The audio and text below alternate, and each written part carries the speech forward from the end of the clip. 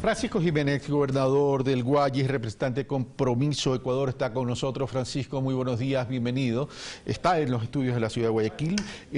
Francisco, ¿cuál es la evaluación que haces con base en la coyuntura política actual? El 24 de mayo, el presidente Lenín Moreno dio su discurso y daría la impresión que este discurso como que tranquilizó y tuvo un efecto analgésico en la oposición política ecuatoriana. Francisco Jiménez, buenos días, bienvenido. ¿Cómo estás, Carlos? Buenos días a todos los televidentes de Ecuador TV. Bueno, yo creo que fueron palabras alentadoras. Me parece que el discurso del presidente estuvo sobre todo enfocado a limar esas asperezas que nos han caracterizado, sobre todo en los últimos años en el país. Fue una campaña dura, fue una campaña muy polarizada. Fue una campaña en la que, más allá de votos más, votos menos, o lo que pudo haber pasado dentro del proceso, hay la mitad de un país que tiene una crítica a lo que han sido los últimos 10 años de gobierno y la otra mitad del país que lo apoya con mayor convicción. Entonces creo que dentro de ese esquema y dentro de esa cierta polarización, las palabras del presidente Moreno fueron alentadoras, pero obviamente hay que pasar del dicho, o mejor dicho, del dicho al hecho. Hay mucho trecho y hay que saber pasar y cruzar ese río para poder construir un país con distintas condiciones a las que teníamos previamente a la salida de Rafael Correa. A ver, pero hay un tema. El presidente Moreno, durante la campaña y ya en el ejercicio de su gobierno, lo ratificó el día de la posesión, habló de la mano extendida, pero la cultura siempre es, dentro de la política ecuatoriana, o la costumbre dentro de la política ecuatoriana, es querer imponer lo que yo pienso sin perjuicio de que pude haber perdido las elecciones, desconociendo que el otro ganó las elecciones. En ese sentido, ahí no habría un riesgo que se puede transformar en un cuello de botella de querer también manipular para imponer al gobierno actual, que también tiene su agenda y su consistencia ideológica, Francisco. Yo creo que hay que saber mirar hacia adelante. El problema en el Ecuador es que no se ha sabido construir institucionalidad, y la que se construyó durante los últimos años sirvió, en pocas palabras, para una sola persona o para un solo partido. En este caso, por ejemplo, el Consejo Nacional Electoral no dio muestras sólidas de poder construir una confianza en la ciudadanía, y que creo que eso, o mejor dicho, estoy seguro que eso terminó pasándole factura a todo el sistema político y a las declaraciones de los actores que hacen ese sistema político. Pero bueno, los países no se acaban. Ni se apaga la luz, ni se cierra la cortina y nos vamos todos. Los países tienen que seguir caminando. Y dentro de ese esquema, lo que tenemos que buscar es la manera de solucionar esos cuellos de botella, retomando tu expresión, institucionales, para saber construir condiciones distintas. Ahora, en esa comisión que se ha formado del Frente Anticorrupción, por ejemplo, de la que tú también formas parte, creo que hay cosas que son importantes ahí sobre las cuales se debe uno pronunciar. Por ejemplo, el tema de la ley de comunicación. Si entendemos que la comunicación es base para controlar los problemas de corrupción que pueda haber en un país, ¿cuál podría ser la postura del Frente Anticorrupción en temas de la ley de comunicación? ¿Cuál va a ser la postura frente al Consejo de Participación Ciudadana y Control Social, que ha tenido una actuación, por decirlo así, cuestionable? ¿Cuál va a ser la postura frente a la lista de Odebrecht, de la cual se ha hablado tanto y sobre la cual hemos visto pocos resultados hasta ahora? Entonces, hay temas que están muy calientes todavía en el país. De todas maneras, estamos dentro de un espacio de cierta calma, tal vez para algunos de tensa calma, propiciado por las declaraciones optimistas del presidente y que abren un espacio de conversación. Pero eso debe ser materializado, debe ser concretado a partir de acciones muy objetivas y que nos permitan justamente construir ese país que al fin y al cabo todos lo estamos buscando, ¿no? El tema de la institucionalidad del país es evidente que hay que trabajarlo, hay que revisarlo y hay que fortalecerlo. No hay que eliminarlo, lo que hay que es revisarlo y fortalecerlo. Pero, por ejemplo, también se utiliza desde la política partidista a efectos de crear incertidumbre y afectar. Eso sucedió en la campaña electoral. Tú mencionas un ejemplo, el tema del control del tema electoral, la función electoral, que hoy es una función del Estado. En ese sentido, la OEA y otros organismos internacionales han dicho que el tema del proceso electoral ha cumplido con todas las normas e incluso ha facilitado, pero sin embargo vimos que ciertos medios y la propia campaña a través de redes sociales construyeron un imaginario diciéndolo con un imaginario contrario a lo que estos organismos internacionales han dicho. Es decir, también existe una corresponsabilidad de alcanzar una madurez política. Ahora, en términos de la institucionalidad en sí, es decir, hay que comenzar a ver cuál es la articulación articulación que esa institucionalidad debe tener entre uno y otro y los modelos de gestión.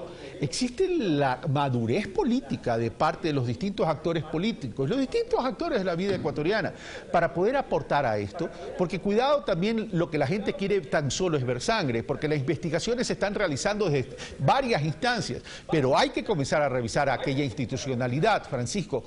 ¿Cuáles son entonces esos principales ejes?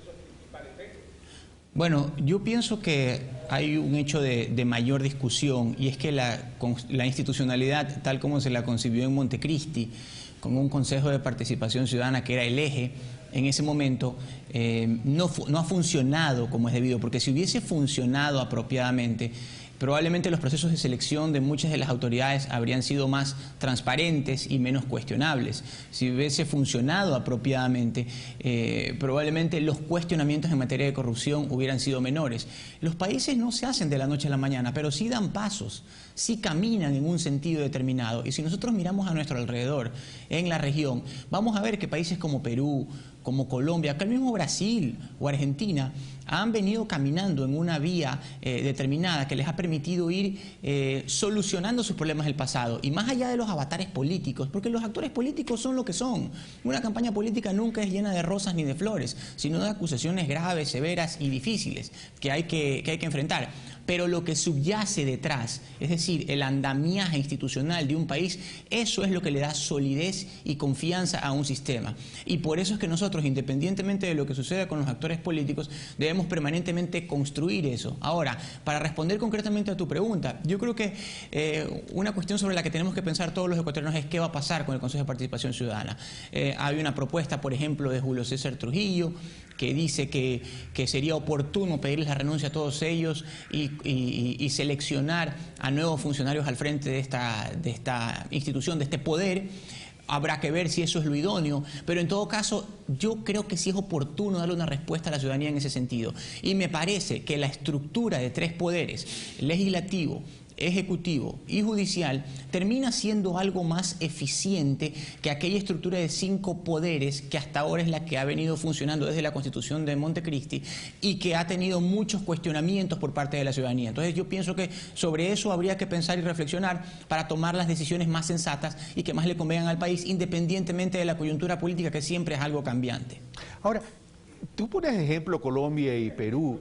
Colombia y Perú son países más grandes y de pronto dicen la carga tributaria es inferior a la del Ecuador, que el nivel de inversión extranjera es superior a la del Ecuador y que eso fortalece los espacios de desarrollo, pero cuando uno comienza a revisar los indicadores, resulta que el IVA en Colombia es del 19%, en Perú del 18%, la inversión extranjera, si bien es mayor, los niveles de desempleo y pobreza están en el promedio y Ecuador a lo mejor un poquito más bajo. Ahora, y en cuanto a la institucionalidad, a ver, el Consejo de Participación Ciudadana, yo he sido muy crítico con el Consejo de Participación Ciudadana y no voy a cambiar de opinión, yo creo que no ha hecho su labor.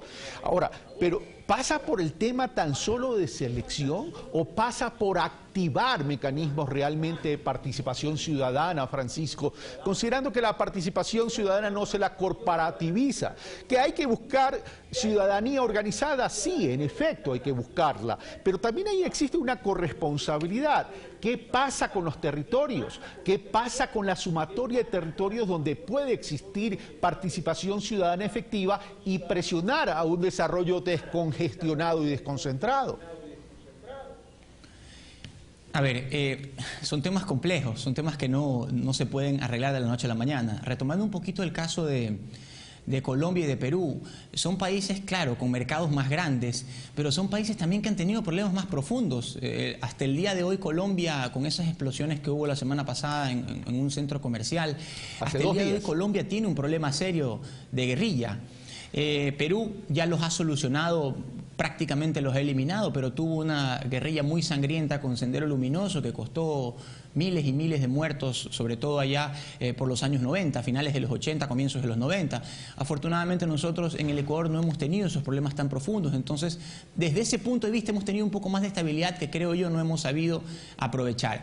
Ahora, en lo que tiene que ver con el Consejo de Participación Ciudadana, por ejemplo, y la manera de construir una institución distinta, claro, no solamente pasa porque unos renuncien y entren otros, esto no se trata simplemente de sacar a un jugador y meter a otro, pero sí de dar pasos sólidos en una vía que sea confiable para el país y que permita construir esa institucionalidad.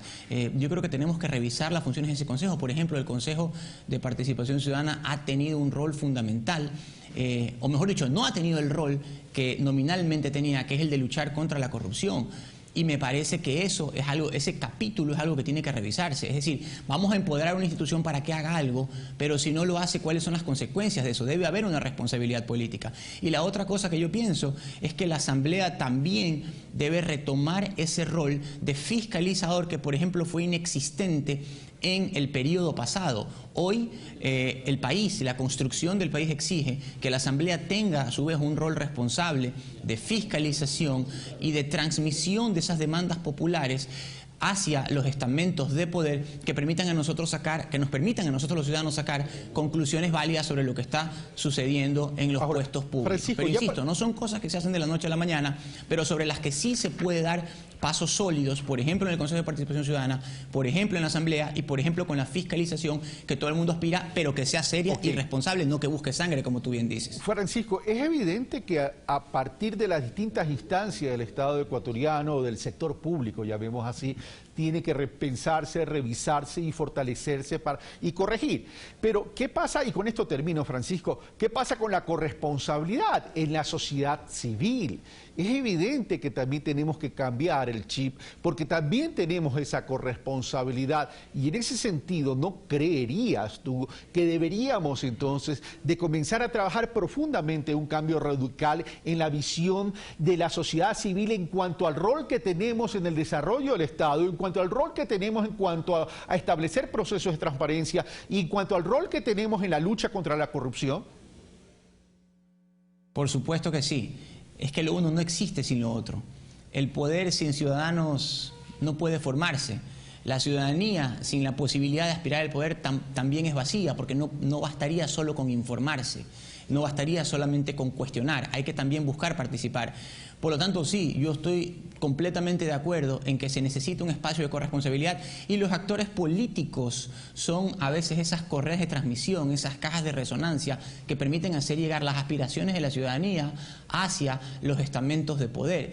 Por eso es que la calidad de nuestra democracia es algo que debe construirse permanentemente. Yo creo que desde ese punto de vista el saldo que nos deja el gobierno de Rafael Correa no es un saldo positivo. El estilo de él de liderazgo, pese a que en algunas cosas pudo haber sido muy eficiente, terminó dejando muchas fracturas y muchas brechas en la sociedad. Nosotros tenemos ahora como país que buscar limar esas asperezas, que buscar solucionar o sobrepasar esas fracturas para poder construir un país distinto. No son cosas que se hacen de la noche a la mañana, pero sí son cosas que se hacen con objetivos claros y con señales claras desde el poder, porque al fin y al cabo los ciudadanos somos los que ponemos a los gobernantes. Es el poder el que le debe todo al ciudadano, no el ciudadano el que le debe todo al poder, pero se trata de un camino de doble vía.